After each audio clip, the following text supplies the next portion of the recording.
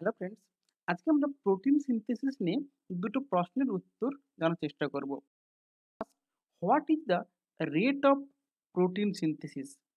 দেখো, যদি protein synthesis করতে কত সময় লাগে বলি, তাহলে সেই প্রোটিনের লেন্থ কতটা তার উপর বেস করে আমরা টাইম ক্যালকুলেট করি। কিন্তু what is the rate of protein synthesis? যেহেতু প্রোটিন সিনথেসিসটা এনজাইমেটিক পাথওয়েতে হয়, তাই 1 মিনিটে ১৫০টা পেপটাইড বন্ড তৈরি হয়।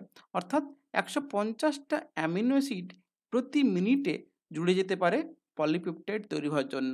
ধরা যাক কোনো একটা প্রোটিনে আমার টোটাল ৯০০টা অ্যামিনো অ্যাসিড আছে।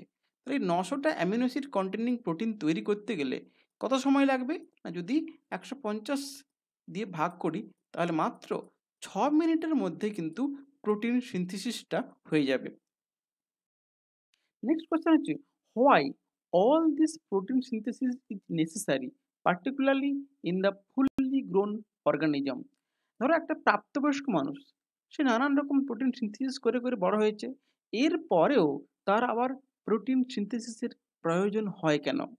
ভাবতে হবে আমাদের যে protein synthesis are not permanent.